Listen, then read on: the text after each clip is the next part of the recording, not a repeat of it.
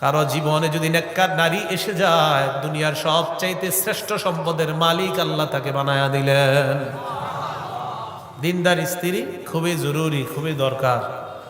তো এই জন্য দিনদারিতা দেখে মেয়েকে বিয়ে করা। আকালা মালা হাজা, আরেকজনের সম্পদ পেটে ঢুকায়। ওয়া সাফা কাদামা হাজা, আরেকজনের রক্তপাত ঘটায়, রক্ত প্রবাহিত করে। কিয়ামতের ময়দানে মাজলুমরা আসবে জালেমের কাছ থেকে বিচার নেওয়ার জন্য। কি বললাম? জালেমের কাছ থেকে কি নিতে আসবে? বলেন না একবার। বিচার চাবে, বিচার চাবে আল্লাহর কাছে।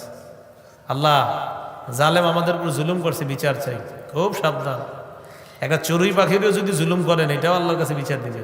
আর সেখানে মানুষ, কি বললাম, চড়ুই পাখিরও যদি জুলুম করেন, এটাও বিচার দিবে। নাসাই শরীফের 4446 নম্বর হাদিসে আছে, রাসূল সাল্লাল্লাহু আলাইহি সাল্লাম বলেন, মান কাতালা উসফুরান আবাসা, কেউ যদি একটা চড়ুই পাখিকে অন্যায়ভাবে হত্যা করে, আজ্জা ইলাল্লাহি ইয়াউমাল কিয়ামা, এই চড়ুই পাখি কিয়ামতের ময়দানে আল্লাহর কাছে মামলা দায়ের করবে তার বিরুদ্ধে। ইয়া রব্বি ইন্না ফুলানান কাতালানি আবাসা, আল্লাহ এই লোক আমার অনর্থক হত্যা করেছে। ওয়ালাম ইয়াকতুলনি লিমান ফাআল, আমাকে কোনো কারণে ছাড়াই হত্যা করেছে, মাবুদ আমি বিচার চাই। সেখানে মানুষ। সাবধান, জালেম হয়েন না, খুব বিপদে পড়ে যাবেন। চড়ুই পাখির উপরে জুলুম করলে বাঁচার রাস্তা নাই, তাহলে মানুষের উপর যদি জুলুম করা হয় বাঁচার রাস্তা থাকবে? আর মানুষের মধ্যে যদি মানুষটা ইমানদার হয়, হ্যাঁ, ইমানদার হইলে খায়ের। মাজলুমরা এসে বলবে আল্লাহ বিচার চাই। ফায়ুতা হাদা মিন হাসানাতিহি, এক মাজলুমকে জালেমের নেক আমল দিয়ে দেওয়া হবে। দেওয়ার পর আরেক মাজলুম এসে বলবে আল্লাহ বিচার চাই। ফায়ুতা হাদা মিন হাসানাতিহি, এই জালেমের থেকে নেক আমল আরেক মাজলুমকে দেওয়ার পর আরেকজন এসে বলবে আল্লাহ বিচার চাই। ফাইন ফানিয়াত হাসানাতুহু, আমলনামা যদি শেষ হয়ে যায়, উখিযা মিন খাতায়া, যেই মাজলুমকে জালেমের থেকে নেক আমল দিতে পারে নাই, ওই মাজলুমের গুনাহগুলা নিয়ে জালেমকে দেওয়া হবে। সুম্মা তুরিহা ফিন্নার, এরপর কে জালেমকে গুনাহের সাগরের মধ্যে, কতজনের গুনাহ চিন্তা করেন, অভাব নাই তো, জুলুম যে কতজনের করছে, এই সব গুনাহের পাহাড় নিয়ে জাহান্নামে যাবে। নাউজুবিল্লাহ। তো নামাজ রোজা হজ যাকাত কই গেল? জালেম হয়েন না। জালেম যদি হন তাহলে অবস্থা খারাপ হয়ে যাবে। বলছিলাম বোনদেরকে লালন পালন করবেন, 3 বোন, এই 3 বোন আপনাকে জান্নাতে নিবে, শর্ত তাদের সম্পত্তি মেরে খাওয়ার চিন্তাও করা যাবে না। আল্লাহ কথাগুলো বুঝার তৌফিক দান করেন।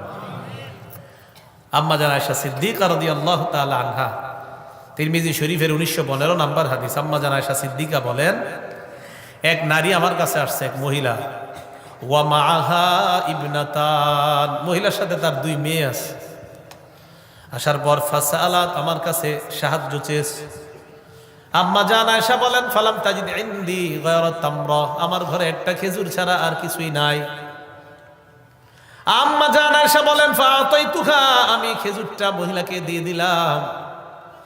মহিলাকে খেজুর দেওয়ার পর আমি তাকায়া দেখলাম, কসামাত হা বাইনা ইবনাতাইহা, মহিলা ওই খেজুরটা 2 ভাগ করে তার 2 কন্যাকে দিয়ে দেয়। 2 ভাগ করছে, ওইরা কন্যা 2 জনকে দিয়ে দেয়। চিন্তা করেন খেজুর কয়টা? প্রচন্ড ক্ষুধার্ত 3 জন, মাও ক্ষুধার্ত, মেয়ে 2টাও ক্ষুধার্ত। তো খেজুর 2 ভাগ 2 জনকে দিচ্ছে। দেওয়ার পর মেয়ে 2টা খেজুর খাইছে। মা ফালাম তাকুল শাইআন মিনহা শাইআন, মা কিছু খায় নাই। আম্মা জান আয়েশা বলেন, একটু পরে মা আর 2 মেয়ে চলে গেছে। নবীজি সাল্লাল্লাহু আলাইহি সাল্লাম ঘরে আসছে। আসার পর আমি বললাম, নবীজি বলেন, আয়েশা,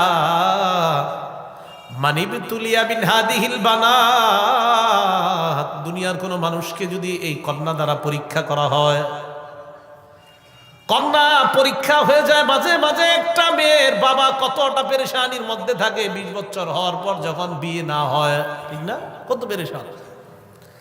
মানিবতুলিয়া বিন হাদিহিল বানাত, এই কন্যাদের যারা যদি কাউকে পরীক্ষা করা হয়, কুন্নালাহু সিতরাম মিনান নার, কিয়ামতের ময়দানে এই কন্যারা ওই বাবার জন্য, ওই অভিভাবকের জন্য জাহান্নাম থেকে সূত্রা হয়ে যাবে, জাহান্নাম থেকে প্রতিবন্ধক হয়ে যায়, জাহান্নাম থেকে আড়াল হয়ে যাবে। তাহলে বুঝাইতে চাইলাম, কন্যা হইলে চেহারাটা কালো করা যাবে না, ওই যে ছেলে হোক মেয়ে হোক এটা আল্লাহর নেয়ামত, এর মধ্যে কন্যা যদি হয় চেহারাটা কালো করা যাবে না। আল্লাহ আমাদেরকে বুঝার তৌফিক দান করেন। ছেলে মেয়ে হওয়ার পর এখন আপনার কি করণীয়? সূরা তাহরিমের 6 নম্বর আয়াতে আল্লাহ বলেন, ইয়া আইয়ুহাল্লাযীনা আমানু কু আনফুসাকুম ওয়া আহলিকুম নারা, হে ঈমানদার, নিজেদেরকে এবং পরিবারকে আগুন থেকে বাঁচাও। ওয়াকুদুহান নাস ওয়াল হিজারা, যেই আগুনের জ্বালানি হলো মানুষ এবং পাথর। বলেন, আগুনের জ্বালানি কি মানুষ এবং পাথর? তো আল্লাহ পাক রব্বুল আলামিন বললেন, মানুষ এবং পাথর, যেই আগুন আমি মানুষ আর পাথর দিয়ে জ্বালাবো, এই আগুন থেকে নিজেরা আর পরিবারকে বাঁচাও। মুসান্নাফ ইবনে আবি শাইবাহ 8 নম্বর খণ্ড 357 নম্বর পৃষ্ঠা। ক্বালা রাসূলুল্লাহ সাল্লাল্লাহু আলাইহি ওয়াসাল্লাম, নবীজি সাল্লাল্লাহু আলাইহি ওয়াসাল্লাম বলেন, রাহিমাল্লাহু ওয়ালিদান আ'ানা ওয়ালাদাহু আলা বিররিহি, ওই বাবার উপর আল্লাহ দয়া করেন যেই বাবা তার সন্তানের ক্ষেত্রে আল্লাহর ইবাদতের ক্ষেত্রে সহযোগী হয়ে যায়। আবার বলছি, ওই বাবার উপর আল্লাহ দয়া করেন, ওই অভিভাবকের উপর আল্লাহ দয়া করেন, আ'ানা, যেই বাবা সাহায্য করে সহযোগিতা করে, ওয়ালাদা, তার সন্তানকে, আলা বিররিহি, আল্লাহর আনুগত্যের ক্ষেত্রে। আল্লাহর আনুগত্যের ক্ষেত্রে কোন বাবা যদি তার সন্তানের সহযোগী হয়ে যায়, নবীজি বলেন আমি ওই বাবার উপর আল্লাহর রহম যেন হয় এই দোয়া করে গেলাম। রহিম আল্লাহ, ওই বাবার উপর আল্লাহ দয়া করেন। তাহলে আপনার কি কাজ? সন্তান দুনিয়াতে এসে একটু একটু আস্তে আস্তে যখন বড় হবে, এই সন্তানকে আল্লাহর আনুগত্য শিখানো। কি শিখানো? আল্লাহর আনুগত্য। 7 বছর হওয়ার আগে থেকেই, মনে করেন 3 বছর 4 বছর, তখন থেকেই বাচ্চাদের সামনে আপনি এমন একটা পরিবেশ তৈরি করা যেন আপনার বাচ্চা আপনাদেরকে শিখেই কিছু দেখে দেখে কিছু শিখতে পারে। আমাদের আলহামদুলিল্লাহ ওলামায়ে কেরামদের ঘরের খোঁজ নিয়েন, বাচ্চারা 2 বছর 2.5 বছরের বাচ্চা দেখবেন ওর বাপের সাথে, মেয়েরা অথবা ছেলেরা, ছোট ছোট ছেলে মেয়েগুলা মায়ের সাথে বাবার সাথে দাঁড়ায় যায় নামাজে। নামাজ হোক আর না হোক, পরনে কাপড় থাকার না থাক, কিন্তু দাঁড়ায় সাথে। হ্যাঁ, ছেলেগুলা দেখবেন টুপি, কোনো মতে যদি টুপি পরা শিখে, মাথায় টুপি দিব, প্যান্ট পরুক আর না পরুক, টুপি একটা দিয়ে খাড়ায় যায় পাশে গিয়ে। এটা কি? এটা হলো আপনার পরিবেশের প্রভাব, পরিবেশের প্রভাব। এখন আপনার ঘরে 24 ঘন্টা চলে টেলিভিশন, তো প্রভাবটা হবে কি? ভাই কথাগুলো বুঝে আসছে? সহিহ বুখারীর 893 নম্বর হাদিসের বর্ণনা এবং 6138 নম্বর 7138 নম্বর হাদিসও আছে। দুটোটা হাদিস একই রকম, বাকি শব্দ একটু ভিন্নতা আছে। ক্বালা রাসূলুল্লাহ সাল্লাল্লাহু আলাইহি ওয়াসাল্লাম, নবীজি সাল্লাল্লাহু আলাইহি ওয়াসাল্লাম বলেন, কুল্লুকুম রাঈন ওয়া কুল্লুকুম মাসউলুন আন রাইয়াতিহি, তোমরা সবাই দায়িত্বশীল, তোমাদেরকে তার দায়িত্বের ব্যাপারে জিজ্ঞাসা করা হবে। আল ইমামু রাঈন ওয়া মাসউলুন আন রাইয়াতিহি, ইমাম দায়িত্বশীল মানে শাসক দায়িত্বশীল, তাকে তার প্রজাদের ব্যাপারে জিজ্ঞাসা করা হবে। ওয়ার রাজুলু রাঈন ফি আহলি বাইতিহি, বাবা যারা আছেন তারা শুনেন, পুরুষ যারা আছেন তারা শুনেন, প্রত্যেকটা পুরুষ সদস্য রাঈন ফি আহলি বাইতিহি, পরিবারের দায়িত্বশীল, ওয়া মাসউলুন আন রাইয়াতিহি, যারা ঘরের দায়িত্বশীল আছেন, আপনাকে আপনার বিবি, আপনার ছেলে মেয়ে, আপনার পরিবারের ব্যাপারে আল্লাহর কাছে আপনাকে জিজ্ঞাসিত হতে হবে। আল্লাহ আপনাকে জিজ্ঞাসা করবে আপনার বিবির ব্যাপারে, আপনার ছেলের ব্যাপারে, আপনার মেয়ের ব্যাপারে আল্লাহ আপনাকে জিজ্ঞাসা করবে। ভাইও, আপনার ছেলে মেয়েগুলাকে আপনি টেলিভিশন কিনে দিয়েন না, আপনার ছেলে মেয়েকে আপনি গুনাহের কিছু কিনে দিয়েন না। কয়জনের গুনাহের ভার আপনি মাথায় নিতে চান? একাকি গুনাহ করলে তো আল্লাহ আপনাকে মাফ করে দিবে, কিন্তু আপনি যে গুনাহের দরজা খুলে দিয়েছেন, এই দরজা যে খুলে দিলেন, কয়জনের গুনাহের ভারটা মাথায় নেবেন বলেন? ছেলে দেখতেছে, মেয়ে দেখতেছে। শুধু কি তাই? পেটে সন্তান আসছে একজন মেয়ের, মহিলার মানে স্ত্রীর, এই সন্তান পেটে নিয়ে সারাক্ষণ টেলিভিশন দেখতেছে। তো এই সন্তান কি হবে? এটাই তো বড় হইলে আপনার নাস্তিক হয়। ছোটবেলা থেকে কি শিখাইতেছেন এটা? আল্লাহ হেফাজত করেন।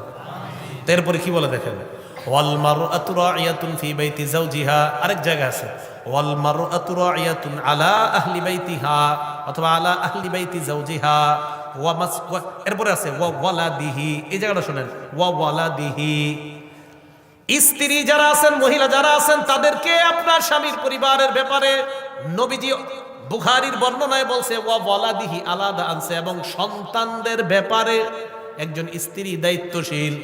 আবার বলছে নবীজি বলেন স্ত্রী কোন পরিবারের পুরাটা পরিবারের ব্যাপারে, এরপরে নবী আলাদা ওয়ালাদিহি বলছে। সহিহ বুখারী ৭১৩৮ নম্বর হাদিসে ওয়ালাদি শব্দটা আনছে আলাদা।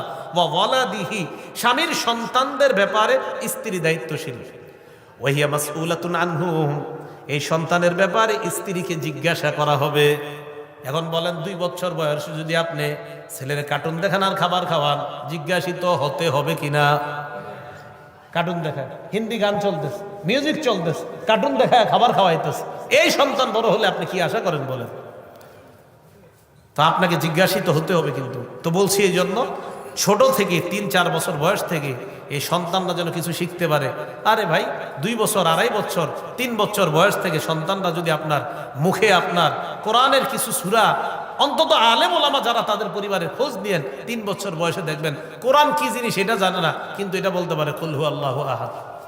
পরে শুদ্ধ হোক আর না হোক কিছু একটা বলতে থাকবে, দেখবেন। এটা কেন? এটা প্রভাব, এটা আপনি পাশে পড়তে হবে। তো বুঝাইতে চাইলাম আপনার সন্তানের প্রথম শিক্ষা হবে কোরআন। বলেন সবাই, সবাই বলেন, বলেন প্রথম সন্তানকে প্রথম শিক্ষা কি দিব? কোরআন। আল্লাহ তৌফিক দান করেন। মুসলিম শরীফের 804 নম্বর হাদিসের বর্ণনা, ক্বালা রাসূলুল্লাহ সাল্লাল্লাহু আলাইহি ওয়াসাল্লাম, নবীজি বলেন ইকরাউল কুরআন, তোমরা কোরআন পড়ো, তোমরা কোরআন পড়ো। ফাইন্নাহু ইয়াতি ইয়াউমাল কিয়ামাতি শাফিআন লিআসহাবিহি, কোরআন কিয়ামতের ময়দানে পাঠকের জন্য সুপারিশকারী হিসেবে উপস্থিত হয়ে যাবে। এরপর নবী বলেন ইকরাউজ যাহরাবাইন সূরাতাল বাকারাতি ওয়া সূরাত আলি ইমরান, কোরআনের 2টি উজ্জ্বল সূরা বেশি পড়বা। একটা হলো সূরা বাকারা আর একটা হলো সূরা আলি ইমরান। ফাইন্নাহুমা ইয়াতিয়ানি ইয়াউমাল কিয়ামাতি কাআন্নাহুমা গামামাতান আও গায়ায়াতান আও ফিরকান মিন তায়রিন সাওয়াফ ফাতুহাজ্জানি আন আসহাবিহিমা। নবীজি বলেন সূরা বাকারা আর সূরা আলি ইমরান কিয়ামতের ময়দানে পাঠকের মাথার উপর এমন ভাবে উপস্থিত হবে, দেখলে মনে হবে 2 খণ্ড মেঘ অথবা 2টি ছায়া অথবা উড়তে থাকা পাখির 2টি ঝাঁক পাঠকের পক্ষে আল্লাহর কাছে সুপারিশ করে জান্নাতি বানানোর চেষ্টা করবে।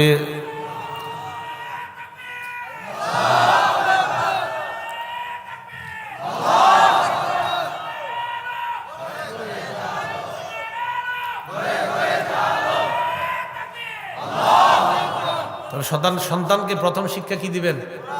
কোরআন। নবীজি কি করে দেখেন, ইকরা ও সূরাতাল বাকারা, সূরা বাকারা পড়বা। ফাইন্না আখযাহা বারাকা, সূরা বাকারা গ্রহণ করা বরকতের কারণ। ওয়া তারকাহা হাসরা, সূরা বাকারা ছেড়ে দেওয়া লাঞ্ছনার কারণ। ওয়ালা তাসতাতিউহাল বাতালা, সূরা বাকারা যারা যেই ঘরে পড়বে, গণকরা, জাদুকররা সূরা বাকারার সাথে মোকাবেলা করতে পারবে না। আপনার ঘরে যদি মনে হয় যে শয়তানের উৎপাত বেড়ে গেছে, ওই ঘরেও সূরা বাকারা পড়া শুরু করে দেন। সন্তানকে শয়তানের প্রভাব থেকে মুক্তি রাখতে চান, আপনার সন্তানটা ইদানিং কেমন যেন করতেছে, ওর আশেপাশে সূরা বাকারা প্রচুর পরিমাণে পড়া শুরু করে দেন। মুসলিম শরীফের 339 নম্বর হাদিসের বর্ণনা, ক্বালা রাসূলুল্লাহ সাল্লাল্লাহু আলাইহি ওয়াসাল্লাম, নবীজি বলেন লা তাজআলু বুয়ুতাকুম মাকাবিরা লিশ-শাইতান, লা তাজআলু বুয়ুতাকুম মাকাবিরা, তোমরা তোমাদের ঘরগুলাকে গোরস্থান বানায়ও না। ফাইন্না শাইতানা ইয়ানফিরু মিনাল বাইতিল্লাযী তুকরাউ ফীহি সূরাতুল বাকারা, যেই ঘরে সূরা বাকারা তেলাওয়াত করা হয় ওই ঘর থেকে শয়তান পালিয়ে যায়। সুবহানাল্লাহ। এখন আসেন, বাচ্চাদেরকে মাঝে মাঝে জিনে ধরে, ভূতে ধরে কন্যা, আপনারা দৌড়ায় হুজুরের কাছে যান। মনে রাখবেন, যেই ঘরে কোরআন তেলাওয়াত হবে না আর যেই ঘর বেশি নাপাক থাকবে ওই ঘরে জিন ভূত আসবে। কি বললাম? কোরআন তেলাওয়াত হবে না আর নাপাকি থাকবে। এই জন্য বাচ্চারা কাঁথায় প্রস্রাব করলে সকালে উঠে তাড়াতাড়ি ধুয়ে ফেলে। এই নাপাক কাঁথা বেশিক্ষণ রাখেন না, নাপাকির কারণে জিনভূত আসে। আমরা বাথরুমে ঢুকার সময় আল্লাহুম্মা ইন্নী আউযু বিকা মিনাল খুবুসি ওয়াল খাবাইসের দোয়া কেন করি? নাপাকি যেই জায়গায় থাকে ওখানে জিনভূত থাকে। তো নাপাকি যত বেশি হবে সেখানে জিনভূতের উৎপাত বেড়ে যাওয়ার সম্ভাবনা। তো মনে রাখবেন, ঘর যদি নাপাকি থাকে ঘরে আর যদি কোরআন তেলাওয়াত শূন্য হয় তো ওই ঘরে জিনভূত আসার সম্ভাবনা বেশি। এই জন্য কোরআন তেলাওয়াত ঘরের মধ্যে খুব বেশি চর্চা রাখা। কেন? আরেকটা উপকারিতা বললাম, বাচ্চার আশেপাশে যখন কোরআন তেলাওয়াত করবেন বাবা এবং মা, তার মধ্যে এই প্রভাব পড়বে। বলেন ঘরটা কি এমন বানানো যায় ইনশাআল্লাহ? তাহলে সন্তানকে কোরআন শিক্ষা দেওয়ার গুরুত্বটা আমরা ছোটবেলা থেকে দিব। এরপরে আস্তে আস্তে যখন 7 বছর বয়স হবে, এর আগে থেকে ওই নামাজের একটু একটু চেষ্টা করানো জন্য পারে, যতটুকু পারে। 7 বছর হয়ে গেলে তখন তো আপনি হুকুম করতে হবে, মুরু আওলাদাকুম বিসসালাতি ওয়া হুম আবনাউ সাবঈ সিনিন, 7 বছর বয়সে সন্তানকে নামাজের হুকুম করো। অদ্রিবুহুম আলাইহা ওয়া হুম আবনাউ 10 সিনিন, 10 বছর বয়সেও যদি নামাজ না পড়ে মৃদু আঘাত করো। 10 বছরে নামাজ না পড়লে হালকা আঘাত করা। এখন 10, 18 বছর, 20 বছর, 22 বছরের সন্তানরা আপনারা কিছু বলেন না, উল্টা আপনি হাজী সাহেব মাশাআল্লাহ 5 ওয়াক্ত নামাজ পড়েন, ছেলেটাকে যাওয়ার সময় একটু ডাকও দেন না, ছেলেটা অন্য জায়গায় গিয়ে আড্ডাবাজি করতেছে। আপনি নামাজে যাওয়ার সময় হাজী সাহেব নামাজে যায়, ছেলেরে কয় এই তোর আম্মা তোরে বাড়িতে খাইতে ডাকতেছে, উনি যায় নামাজে, ছেলে বয়স 18, কয় তোর আম্মা তোরে খাইতে ডাকতেছে, যা বাড়িতে যা। সন্তানকে নামাজ 7 বছর বয়স থেকে নামাজের হুকুম করেন। 10 বছর বয়সে যদি নামাজ না পড়ে এর নামাজের জন্য প্রয়োজনে হালকা আঘাত করা। সন্তানের আস্তে আস্তে যখন এটা বড় হবে তখন সন্তানকে আপনি যে কোরআন শিক্ষার ব্যাপারটা বললাম আর নামাজ, বালেগ হওয়ার আগেই যেন সে নামাজের উপরে পরিপূর্ণ যত্নশীল হয়ে যায়, মানে সে নামাজ যেন না ছাড়ে, এই অভ্যাস যেন বালেগ হওয়ার আগেই হয়ে যায়। আবার বলছি, নামাজ সে ছাড়ে না এই অভ্যাসটা যেন বালেগ হওয়ার আগেই হয়ে যায়, যে নামাজ ছাড়ে না আমার সন্তান। এই কথাটা সবাই মাথায় রাখা। তাহলে ছেলে হোক মেয়ে হোক এই নিয়ামত কার? ছেলে দেখে মেয়ে দেখে। কন্যা হলে চেহারা কালো করা যাবে? 1 কন্যার কারণে কোথায় যাবে? 2 কন্যা, 3 কন্যা, 3 বোন। আল্লাহ আমাদের সকলকে যতটুকু কথা শুনলাম বললাম আমরা যেন নিজেদেরকে এবং নিজেদের আহাল পরিবারকে জাহান্নাম থেকে বাঁচাইতে পারি, আল্লাহ তৌফিক দান করেন। আমিন। ওয়া আখিরু দাওয়ানা, আখিরি মুনাজাত হবে, আমরা কেউ উঠবো না, মুনাজাত করে আমরা যাব। যে কথাগুলো শুনলাম বললাম সকলকে আমল করার তৌফিক দান করেন আল্লাহ। আমি সহ আমাদের সকলের পরিবারগুলোকে গুনাহমুক্ত পরিবার বানানোর তৌফিক দান করেন। আর একটা আবদার আপনাদের কাছে, যদি পারেন টেলিভিশনটা ঘর থেকে সরাইয়া দেন, যদি পারেন। মানে আপনার কাছে আমি কি আবদার করতেছি, বলতে তো পারি না ভেঙে ফেলেন, বলা উচিত যে ভেঙে ফেলেন। কইবেন হ্যাঁ হুজুর ভেঙে ফেলতে গেছি, এটা নিয়ে আবার আগামীকাল কি আন্দোলন করেন আল্লাহ জানে। তো এটা আপনি বন্ধ করেন ঘর থেকে। আলহামদুলিল্লাহ আমার তাফসিরের মসজিদে এক বয়ানের পরে একজনে গিয়ে একদম টেলিভিশন, সে চিন্তা করে হুজুর আমি বেচলে তো আরেকজন গুনাহ করবে, উনি গিয়ে আপনার ওই বুড়িগঙ্গা নদী আছে ওইটা ফালাই দিচ্ছে। খুব কাজ হয়েছে, ভালো কাজ হয়েছে। ফালায় আইসা আমারে বলছে হুজুর আপনি কিন্তু ভাঙতে বলেন নাই, কিন্তু আমি আর আমার বিবি রাতের বেলা পরামর্শ করছি। কোন বয়ানে? আমি এক বয়ানে বলছি, বুখারীর একটা বর্ণনা আনছি 3335 নম্বর হাদিস। এই বয়ানে আমি বলছি যে লা তুকতালু নাফসুন জুলমা ইল্লা কানা আলা ইবনি আদম আল আউয়ালি কিফলুম মিন দামিহা। যাকে দুনিয়াতে অন্যায়ভাবে হত্যা করা হয়, এই হত্যাকাণ্ডের একটা অংশ আদম সন্তানের, আদম নবীর প্রথম সন্তান কাবিলের কবরে যায়। লিআন্নাহু আউয়ালু মান সান্নাল কতলা, কারণ কাবিল সর্বপ্রথম হত্যার প্রচলন দুনিয়াতে ঘটিয়েছে। তো এই হাদিসটা বলে আমি বললাম প্রিয় মুসল্লি ভাইয়েরা তাফসিরে, যে আপনাদের মধ্যে যারা ঘরের মধ্যে টেলিভিশনটা কিনে গুনাহের দরজা খুলে দিয়েছেন, একটু ভাবেন তো আপনার এই দরজা দিয়ে যারা যারা গুনাহ করবে তাহলে আপনার কি অবস্থা হবে। মানে আমি বলছি কাবিল এই হত্যার প্রচলন ঘটানোর কারণে ওর কবরে সব গুনাহ গেছে। আপনি যে ঘরে গুনাহের একটা দরজা নিয়ে আসছেন, গুনাহের দরজা খুলে দিলেন, আপনার ছেলে দেখে, আপনার মেয়ে দেখে, আপনার বিবি দেখে, এটা কি হবে? এটা বলার পরে আবার বলছি আজকে রাত্রে বিবির সাথে গিয়ে পরামর্শ করেন যে এই গুনাহের দরজা কি ঘরে রাখা ঠিক হবে কিনা। ওই এক মুসল্লি ভাই সত্যি সত্যি বিবির সাথে পরামর্শ করে পরের দিন টেলিভিশন ফালাই দিস। আপনাদের এলাকা থেকে যদি এরকম একটা খবর যায় তাতে খুব খুশি হব। আল্লাহ আমাদের সকলকে প্রত্যেকটা ঘর গুনাহমুক্ত করার তৌফিক দান করেন। আমিন। ওয়া আখিরু দাওয়ানা আলহামদুলিল্লাহি রাব্বিল আলামিন। আমরা মুনাজাত করে যাব। আসসালামু আলাইকুম ওয়া রাহমাতুল্লাহ।